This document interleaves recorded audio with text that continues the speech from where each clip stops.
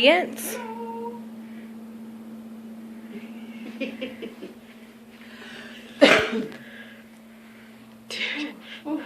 Okay. Read. I have some handouts for you guys. I guess we can't give one to the cameraman. You get two.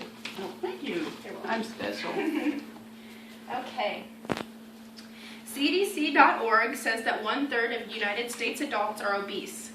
These insane numbers have only been increasing throughout the years. Obesity can lead to many health problems, but it can be prevented with diet and exercise. There are many different types of exercise that you can participate in to back down from obesity or to never touch obesity. Different exercises help do different things in your weight loss journey or your preventative weight gain journey. Today I will discuss the dangers of being obese, how exercising and losing weight will benefit the body, what types of exercise present you with the best results, and the different types of organizations and how you can help. Now that we have seen, let's start by discussing the dangers of obesity. Being obese can add many extremely dangerous health hazards to your life.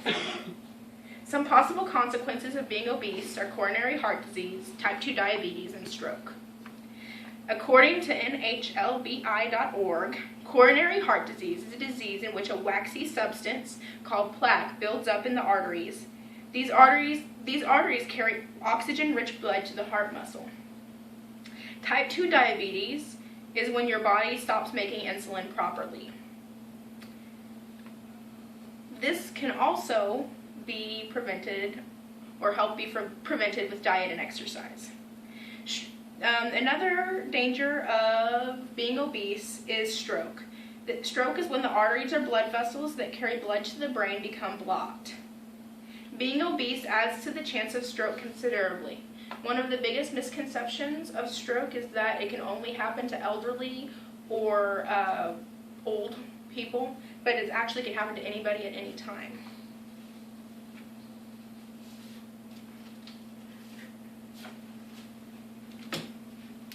Now that we have seen what things are possible when you are obese, let's talk about the benefits of exercising. Exercising can boost your energy by improving muscle strength, and in turn that will improve your endurance. It helps blood deliver oxygen and nutrients to your tissues and helps your cardiovascular system work more efficiently. It can actually help you fall asleep and stay asleep. It makes you fall into a deeper, more restful sleep. But don't do it too close to bedtime because then you'll just be wide awake.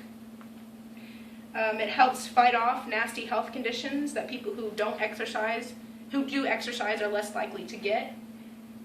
It helps prevent high blood pressure, cardiovascular disease, stroke, type 2 diabetes, depression, and many forms of cancer.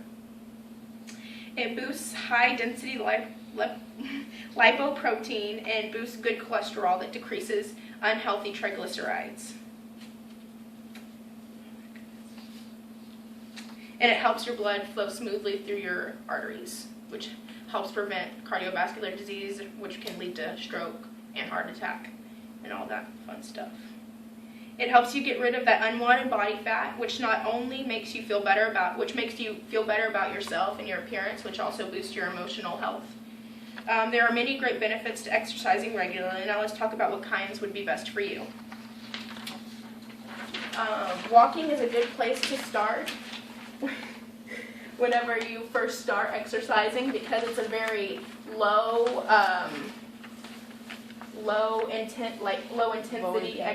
impact exercise. Thank you. See, that's why we have the forms.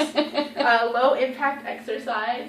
It's not very physically demanding, and it's easy on the joints. So if you have like arthritis in your knees or your ankles or have back problems, it's a good exercise to start out with.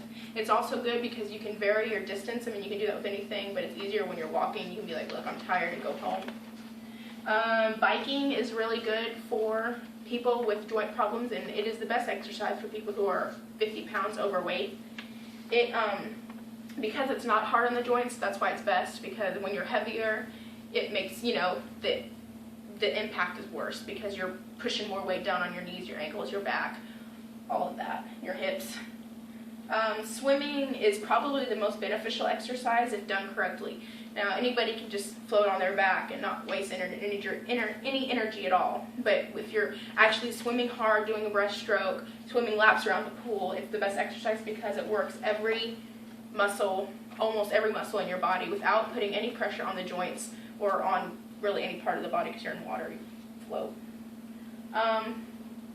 Jogging and running is not a good exercise for someone with bad joints or arthritis or in previous injury. It's very high impact, and but it's also best for your cardiovascular health because it gets your heart pumping really fast and keeps it pumping throughout the exercise. Lifting weights is good for losing weight because it boosts the metabolism because 1 pound of fat burns 5 calories, where 1 pound of muscle burns 20. It helps when your metabolism is boosted, you burn more fat and calories while sitting. So even after you're done lifting weights, your body will burn more calories longer, even when you're done.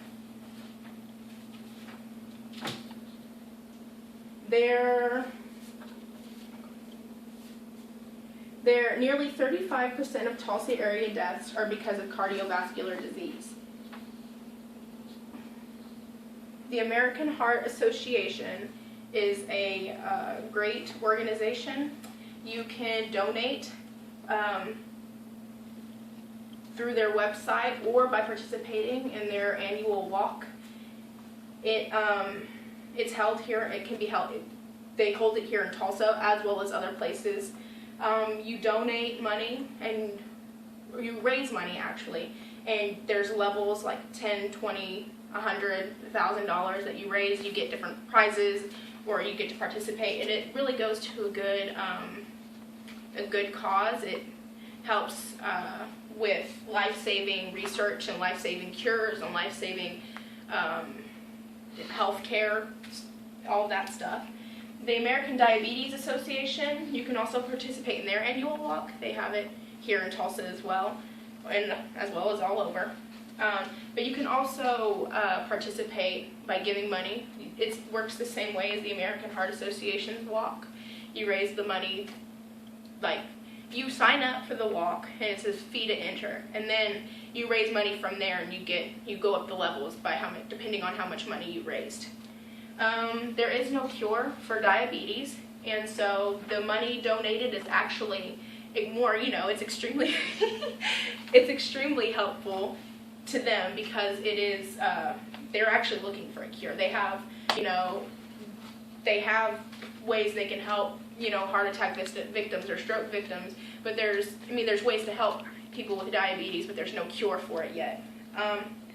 Now that we know about the dangers of obesity and the dangers of obesity, how exercising and losing weight will benefit the body, what types of exercise present you with the best results, and the different types of organizations and how you can help them save lives. I'm done with the speech. And but get off the sofa and get healthy and give back to the community and to these great organizations and organizations like them. Yay! Yay!